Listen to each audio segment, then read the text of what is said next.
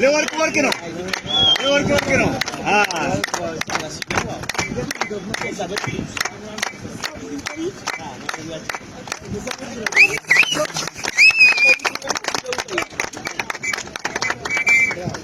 ብራቮ አሁንም ድሉ ቀጥሏል። ኢትዮጵያውያን ኮርተው አኩርተውናል።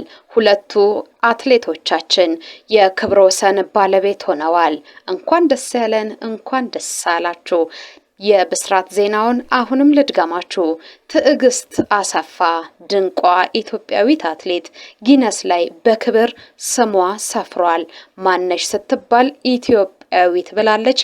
የኢትዮጵያ ስምም በደማቁ ተጽፏል። በድል ማግስት ጋዜጣዊ መግለጫ የሰጠችው ትዕግስት አሰፋ ለስኬቷ ያበቃትን ሚስጥር ይፋ አውጥታለች። በለንደን ማራቶን ላይ ኮርቶ ያኮራን ጀግናው አትሌታችን ዮሚፍ ቀጀልቻ ስለ አትሌት ኃይሌ ገብረስላሴ የተናገረው ንግግር የብዙዎች ልብ ነክቷል። ስለዚህም ጉዳይ እንነግራችኋለን። አሰልጣኝ ገመዶ ደደፎ ከሁለቱ አትሌቶች ድል ጀርባ ያለ ነው። ሁለቱም ሪከርዶች እንዲሰበሩ ገመዶ ደደፎ አለ። እርሱ ቅር ብሎኛል ብሏል። በማን ላይ ቅር አለው? በዝርዝር ከምትሰሟቸው ጉዳዮች መካከል አንደኛው ነው።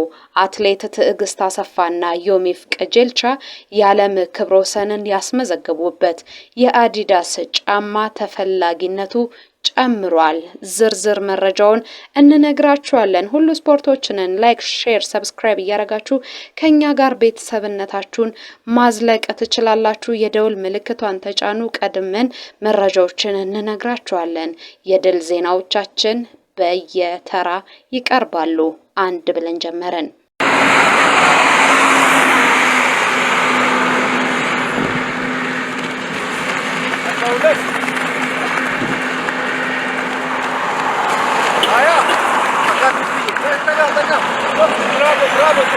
አትሌት ትዕግስት አሰፋ የዓለም ፈጣን ሯጭ የሚል ስም ተሰጥቷታል።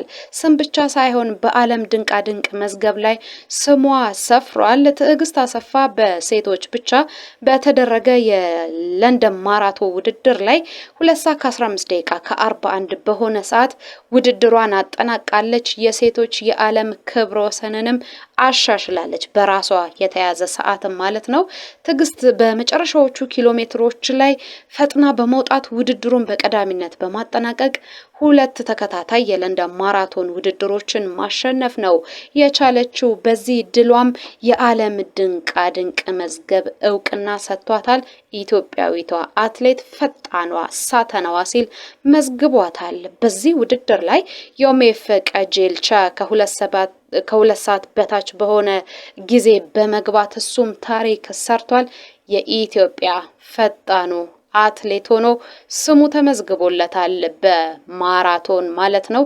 የኢትዮጵያን ክብረ ወሰን በመሰባበር እሁድ ለሱም ልዩ ቀን መሆኗን አስመስክሯል። የዘንድሮው የለንደን ማራቶን በታሪክ ከፍተኛ የሆነ ቁጥር የተመዘገበበት ነው። 59,000 ተሳታፊዎች ናቸው በዚህ ውድድር ላይ መወዳደር የቻሉት። የሪከርዱ ባለቤቶች ግን ኢትዮጵያውያን ሆነዋል። አለፈ ሲል ደግሞ ኬንያዊው አትሌት የታሪክ ተጋሪ ሆኗል። ለጀግኖች አትሌቶቻችን አሁንም እንኳን ደስ ያላችሁ፣ እንኳን ደስ አለን ልንላቸው እንወዳለን። ትዕግስት አሰፋ የዓለም ሪከርድን ካሻሻለች በኋላ ብዙ ጋዜጠኞች ከበዋት ስለ ውድድሩ ጠይቀዋት ነበረ። ስለ ህልሟ፣ ስለ ውድድሩ፣ ስለ ቀጣይ የማራቶን ህይወቷም መረጃዎችን አጋርታለች።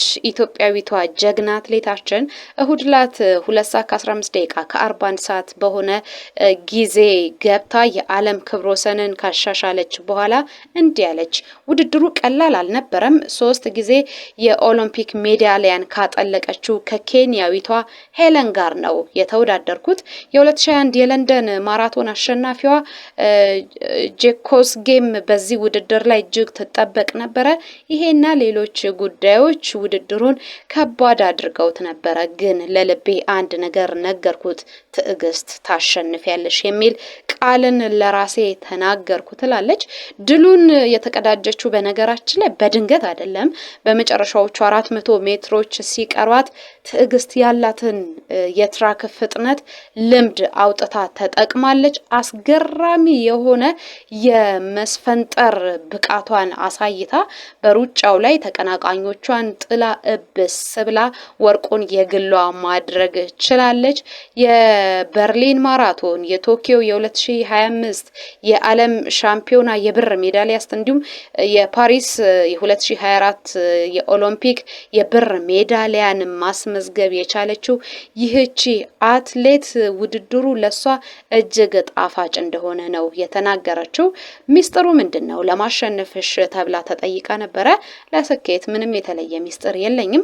ጠንክሬ ልምምድ ሰርቻለሁ። ባሳለፍኩት ከፍተኛ የሆነ አስቸጋሪ ጊዜ ውስጥ ባልፍም ለስኬት የሚያበቃኝን ልምምድ ሁሉ ሰርቻለሁ። አዲስ ክብረ ወሰን መስበር እንደምችል መቼ ማወቅ እንደጀመርኩ ብነግራችሁ ትገረማላችሁ። መጨረሻ የሩጫ ትራኩ ላይ ስንገባ እኔ ውድድሩን በበላይነት ማጠናቀቅ አለብኝ፣ ከዛም ባሻገር ምርጥ ሰዓት ማስመዝገብ አለብኝ ብዬ ለራሴ ነግሬ ነበረ። ትልቁን ህልሜን አሳክቸዋለሁ። አሁን ግን አንድ ነገር ይቀረኛል አለች። እሱም ምንድነው? በወንዶች አሯሯጮች ወይንም ፒስ ሜከሮች ጋር በመወሮጥ የሴቶች የዓለም ማራቶንን በጥሩ ሰዓት ማጠናቀቅ እፈልጋለሁ። ከዛም ባሻገር ትልቁ ህልሜ 2028 ላይ የሎስ አንጀለስ ኦሎምፒክ ላይ ፓሪስ ላይ የተነጠቁትን የወርቅ ሜዳሊያ ማስመለስ ነው። ወርቁ የኔ ይሆናል፣ ጠብቁኝ ብላለች። ጀግኒት በርቺልን እንላለን። ጀግና ነሽና ጀግናዋን እስቲ ኮሜንት ላይ አበረታቷት። እሷም ይሄ ጀግንነት ይገባታልና ማለት ነው። ለንደን ላይ ያሸበረቁት ሁለቱ አትሌቶች ይሄን ድል እንዲያስመዘግቡ አንድ ሰው ትልቁን አስተዋጽኦ ተወጥቷል። እሱም ገመዶ ደደፎ ነው። አሰልጣኝ ነው። የማራቶን ስፔሻሊስት እያሉ ብዙዎች ይጠሩታል። የወርቅ ሜዳሊያዎችን ማግኘት የሚችሉ አትሌቶችን ማውጣት የሚችል የሪከርድ ባለቤት የሆኑ አትሌቶችን ማውጣት የሚችል ድንቅ አሰልጣኝ እንደሆነ ብዙዎች ይመሰክሩለታል። እሱ ግን ቅር ብሎኛል ብሏል። አሰልጣኙ ምንድነው ያለው? ይሄንን የመሰለ ዓለም የሚያወራለትን ትልቅ የሆነ ድልን አስመዝግበን አትሌቶቻችን ትዕግስት አሰፋና ዮሚፍ ቀጀልቻ ሰንደቅ ዓላማቸውን አውለብልበው በጊነስ ጭምር ስማችንን አስፍረው አንድም የፌዴሬሽን አመራር ደውሎ እኔንም ሆነ ሯጮችን እንኳን ደስ አላችሁ ያለን የለም። ይሄ ደግሞ እጅግ ልብ የሚሰብር ነገር ነው ሲል ነው የተናገረው። በተለይ ከዚህ ቀደም ባለው ልምድ ፌዴሬሽኑን ሲመሩ የነበሩት ደራርቱ ቱሉና ኃይሌ ገብረስላሴ ውድድር በጥሩ ሁኔታ ስናጠናቅቅ ከዚህም ባሻገር ክብረ ወሰኖችን ስናሻሽል ስንሰብር ጭምር እየደወሉ እንኳን አደረሳችሁ እንኳን ደስ ያላችሁ ይሉናል። በኢሜልም ጭምር ደስታቸውን ይገልጹልናል። ሀገር ቤት ስንገባም ጭምር የደመቀ አቀባበል ያደርጉልናል። አሁን ግን ይሄ ታይቶም ተሰምቶም የማይታወቅ ነገር ነው። እጅግ የሚያሳዝን ነው። እንኳን ደስ አላችሁ መባል ብርቅ ሆኖብናል ሲል ነው ቅሬታውን የተናገረው። ይሄ ነገር ደጋግሞኛል እያለ ነው የሚናገረው ገመዶ ደደፎ። ከዚህ በፊት ፎቴን ተስፋዬ ዓለምን ባስደነቀ መንገድ ሪከርድን መስበር ስትችል ዓለም ስለሷ ሲያወራ ዓለም ስለ ኢትዮጵያ ሲያወራ አንድም የፌዴሬሽን ሰው ደውሎም ይሁን አጭር የጽሁፍ መልእክት እንኳን ልኮ እንኳን ደስ ያላችሁ ያለን አልነበረም። ይሄ ደግሞ ትልቅ ውድቀት ነው። በአትሌቲክስ ውስጥ እያለን አብረን እየሰራን አብረን ብዙ ከፍታዎችንና ዝቅታዎችን እያሳለፍን ከኢትዮጵያ አትሌቲክስ ፌዴሬሽን ይሄ የደስታ መግለጫን አለማግኘታችን እጅግ ልብ የሚሰብር ጉዳይ ነው። እኔ በበኩሌ ቅር ብሎኛል። አትሌቶችም ይሄንኑ ስሜት ነው የተስተጋባባቸው ሲል ነው መረጃውን መሆናቸውን ይፋ ያደረገው። ክብር ለሚገባው ሰው ሁሉ ክብር ይገባል እንላለን። ደራርቱና ኃይሌ ገብረስላሴ ግን ጀግና አትሌቶች ስለሆኑ ጀግኖችን ማበረታታት እንደሚችሉ እየተመሰከረላቸው ይገኛል። የኃይሌን ጉዳይ ስንመለከት ከዮሚፍ ቀጀልቻ ጋር የሚያያይዘው ጉዳይ አለ። እሱን ደግሞ እንንገራችሁ። ዮሚፍ ቀጀልቻ እንደሚታወቀው የ5000 እንዲሁም 10000 ሜትር ላይ የቆየ ጀግና አትሌታችን ነው። ወደ ማራቶኑ ከመጣ የመጀመሪያ ውድድሩን ባደረገበት ማግስት ደግሞ ዓለምን ያስደነቀ ለኢትዮጵያ ደግሞ ሪከርድ የሆነ ሰዓትን አስመዝግቦ ውጤቱን አጣጥሟል። ከዚህ ድል በፊት እኔ ወደ ማራቶን ከመምጣቴ በፊት ኃይሌ ገብረስላሴ እንደምችል ነግሮኛል። የሱ አይዞህ ባይነት የሱ ማበረታቻ አሁን ለደረስኩበት ደረጃ እጅግ ከፍ ያለውን ቦታ ይይዛል ሲል ዮሚፍ ቀጀልቻ ለኃይሌ ገብረስላሴ ያለውን ክብርና አድናቆት ተናግሯል። ውድድሩን በበላይነት ካጠናቀቅኩ በኋላ የኢትዮጵያ ሪከርድ በእጄ ካስገባው በኋላም ኃይሌ ገብረስላሴ ደውሎ እንኳን ደስ አለ፣ ይህ ድል ላንተ ብቻ ሳይሆን ለኢትዮጵያም ይገባታል፣ አንተ ደግሞ ጀግና ነህ፣ በጀግንነት ነው ይሄንን ያገኘኸው ሲል አድንቆኛል ብሏል። የጀግና አትሌቶችን ሁሉም ሊያያቸው ይችላል፣ ግን የትኛው ውድድር ላይ ውጤታማ ሊሆኑ እንደሚችል መገመት የሚችል ብቃት ያለው ቀደመ አትሌት ነውና ኃይሌ ገብረስላሴ ዮሚፍ ቀጀልቻን ወደ ማራቶን ቢመጣ እንደሚሳካለት መገመቱ ብዙዎችን እያስገረመ ነው። ኃይሌም ጀግና ነው። ዮሚፍ ቀጀልቻም ጀግንነቱን ከጀግኖቹ ተረክቦ በድል ውድድሩን አጠናቋል። ለማንኛውም ያሸነፈችው ኢትዮጵያ ናት።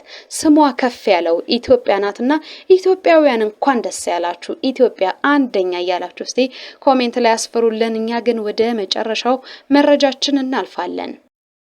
ጀግኖቹ አትሌቶቻችን ትዕግስት አሰፋና ዮሚፍ ቀጀልቻ የዓለም ክብረ ወሰንን ያስመዘገቡበት የአዲዳስ ጫማ ተፈላጊነቱ ጨምሯል። ይሄን ጫማ ለንደን ላይ ነው የሮጡበት። በተለይም የዓለም ክብረ ወሰን በሚሰበርበት ወቅት በወንዶቹም በሴቶቹም የተጫሙት አትሌቶች በዚህ ውድድር ላይ እጅግ ተፈላጊ ሆኗል። ከዛ በኋላ ማለት ነው። በተለይ በወንዶቹ ከ2 ሰዓት በታች በመግባታቸው የአዲዳስ ጫማ ሽያጩ እጅግ ከፍ እንዳለ ነው እየተነገረ የሚገኘው። ተፈላጊነቱ ደግሞ ምንድነው? ጫማው እጅግ በጣም ቀላል ነው። የካልሲ ያክል እንኳን ክብደት የለውም። በናይትሮጅን ጋዝ በመሞላቱ ምክንያት እግር ላይ ቀለል ተብሎ ማንም ሊጫማው የሚችል ሆኖ ነው የተመረጠው። በዚህና በሌሎች ጉዳዮች አሁን አቅም ያላቸው አትሌቶች ሁሉ ረብጣ ዶላርን መክፈል የሚችሉ ባለሀብቶች ሁሉ ይሄንን ጫማ መርጠውታል። አዲዳስ ዋጋው ከፍ ብሏል፣ ተፈላጊነቱም ጨምሯል። በማን ካላችሁ በጀግኖቹ ትዕግስት አሰፋና ዮሚፍ ቀጀልቻ። ለዛሬ ያለውን አበቃን።